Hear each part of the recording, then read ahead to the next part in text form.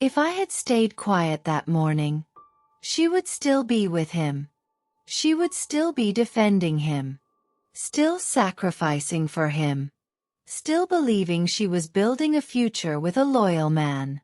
And maybe she would have married him.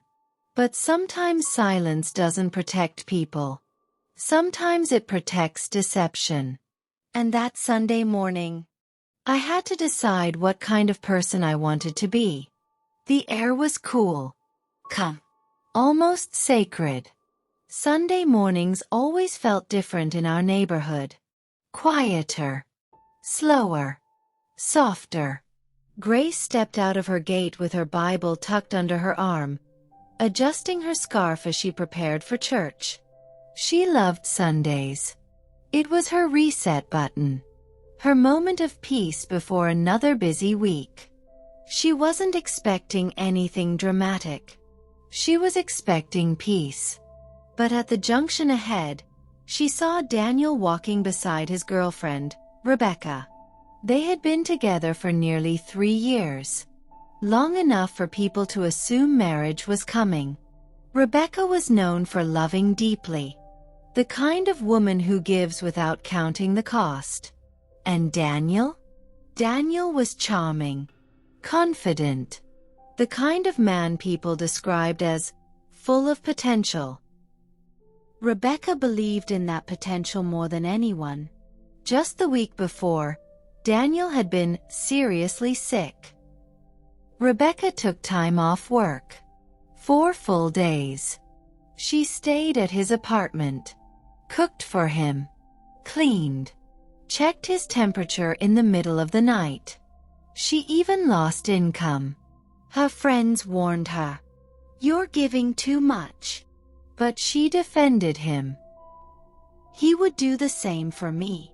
That morning, Rebecca looked exhausted, but happy. Her hand rested gently on Daniel's arm. "I'll call you when I get home," she said softly. Daniel smiled warmly. "All right, baby. Thank you for everything. Thank you for everything." Grace slowed her steps when she heard that. The bus arrived. Rebecca stepped inside. She found a seat by the window. She waved. Daniel waved back. The bus drove away. And that's when everything changed. Daniel turned around. And his eyes met Grace's. The softness in his expression disappeared, replaced with curiosity. He walked toward her confidently. "Hey," he said casually. "Good morning," Grace replied. "You're going to church?" "Yes." He smiled slightly. "You look really beautiful today." "Thank you." There was a pause. A deliberate one. And then, "Can I get your number?" Grace felt her stomach drop slightly. "My number?" "Yeah," he said smoothly. "I've been meaning to talk to you." She stared at him for a second. "You just dropped your girlfriend off." Daniel chuckled. "It's not that serious. Not that serious." 3 words. 3 careless words. "She left work to take care of you," Grace said calmly. He shrugged. "She wanted to. Women like to do too much." And in that moment, admiration turned into clarity. Grace wasn't flattered. She was disappointed. "I don't give my number to men in relationships," she said firmly. And she walked away. But church didn't feel peaceful that day. Because now she carried a truth that didn't belong to her. That night, Grace couldn't sleep. She replayed the conversation over and over again. Maybe she should mind her business. After all, she said no. Wasn't that enough? But every time she closed her eyes, she saw Rebecca smiling that morning. Tired, trusting, committed. And one thought kept repeating in her mind. If that were me, I would want to know. Her finger hovered over Rebecca's contact for almost 15 minutes. Her heart was pounding. Finally, she pressed call. "Hello." Rebecca answered gently. "Hi, this is Grace. We met at Olivia's birthday." "Oh yes, Grace. How are you?" There was warmth in her voice. "Trust. I'm fine," Grace said softly. "I just need to tell you something. And I'm not trying to cause problems." There was a slight pause. "Okay." "This morning, after you left, Daniel asked for my number." Silence. Then a soft, disbelieving laugh. "That doesn't sound like him." Grace swallowed. "He said it wasn't serious." The laughter disappeared. Rebecca inhaled slowly. "I left work for him last week," she whispered. "He said he couldn't even stand without help." "I know." There was a long pause. Then quietly, "Thank you for telling me. But gratitude does not erase pain." Later that night, Rebecca sat alone in her room. The apartment felt unfamiliar. Like something invisible had shifted. Memories replayed in her mind like a movie she didn't want to watch. The hospital visit. The tea she made at midnight. The prayers she whispered over him while he slept. The shifts she gave up. The money she lost. Had she been naive?